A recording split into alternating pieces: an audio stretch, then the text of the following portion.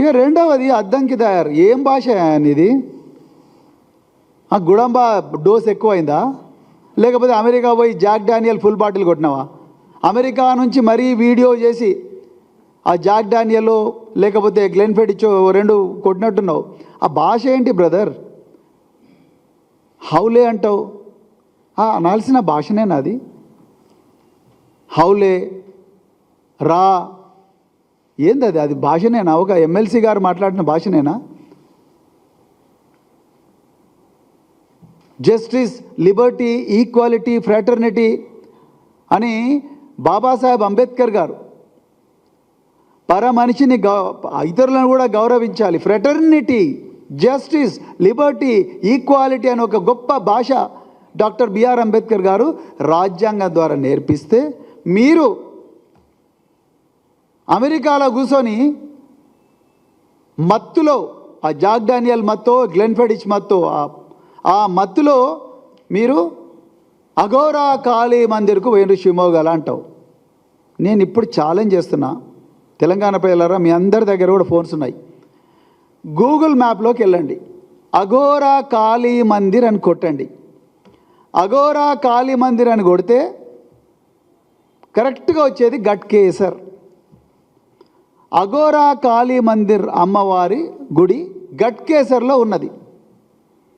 ఈయన అంటాడు షిమోగాలో అఘోరా కాళీ మందిర్కు పోయి కాళీమాత పూజ చేసినట్టు. ఫస్ట్ ఆఫ్ ఆల్ ఆ పూజ, ఏ పూజ అయినా పూజ చేయడం అనేది ఒక హిందూ మతాన్ని నమ్ముకున్న ప్రతి ఒక్క వ్యక్తి యొక్క ఆచారం, నమ్మకం, విశ్వాసం, హక్కు. నువ్వెవరై అడగడానికి? ఇక రెండవది, గూగుల్ లొకేషన్ తీ. ఇప్పుడు అఘోరా కాళీ మందిర్ గట్కేసర్లు ఉన్నది. షివమొగ్గలో అఘోరా కాళీ మందిరే లేదు. కర్ణాటకలో మూకాంబికా దేవాలయానికి పోవాలంటే తప్పనిసరిగా బై రోడ్ ఇవ్వాలి. మేము ఉత్తమ్ కుమార్ రెడ్డి లాగా, కోమరెడ్డి వెంకరెడ్డి లాగా నల్గొండకు పెళ్లికి హెలికాప్టర్లో పోయే సంస్కృతి కానీ పరిస్థితి కానీ మా బీఆర్ఎస్లోకి లేదు. సో మేము, మా హరీష్ రావు గారు దేవుళ్ళని నమ్ముకున్నాడు. ఆయన తిరుపతి వెంకటేశ్వర స్వామి దగ్గరికి కూడా కాలినడకనే పోయిండు, తిరుపతి నుంచి తిరుమల దాకా. మీలాగ హెలికాప్టర్లో పోలే, ఆగమ శాస్త్రాలకు వ్యతిరేకంగా పోయి ఆయన ఈ దేశంలో, ఈ రాష్ట్రంలో మంచి కావాలని మొక్కుకున్నాడయ్యా. నీకేం ప్రాబ్లము? నీకు అఘోరా అంటే తెలియదు, అఘోరా గట్కేసలు ఉన్న విషయం అసలే తెలియదు. ఆ జాక్ డానియల్ మత్తులో డైరెక్ట్ షిమోగల అఘోరా కాళీ మందిర్ అంటివి. ఇక దానికి తోడు మహేష్ కుమార్ గౌడ్ ఇక్కడ కూర్చొని నాకు రకరకాల అవి ఇవి అని చెప్పి చెప్తా ఉన్నాడు. ఏం మాట్లాడుతున్నారు అసలు? నేను తెలంగాణ ప్రజలకు మరొక్కసారి చెప్తున్నా, దీనికి స్క్రిప్ట్ అంతా కూడా రేవంత్ రెడ్డి గారు చీఫ్ మినిస్టర్ ఆఫీస్లో కూర్చొని రాసిస్తున్నాడు. సునీల్ కనుగోలు, రేవంత్ రెడ్డి వీళ్ళందరూ కూర్చొని ఈ అనామకులకు స్క్రిప్ట్ ఇస్తున్నారు.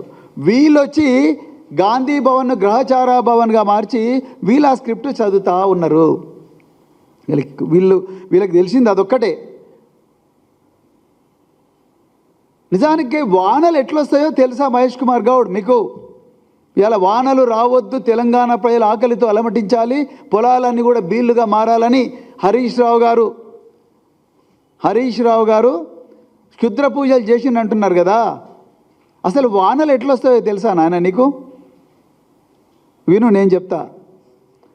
ఈ భూగోళం మీద ఉండే సముద్రాలు, నదులు, సరస్సులు సూర్యరశ్మికి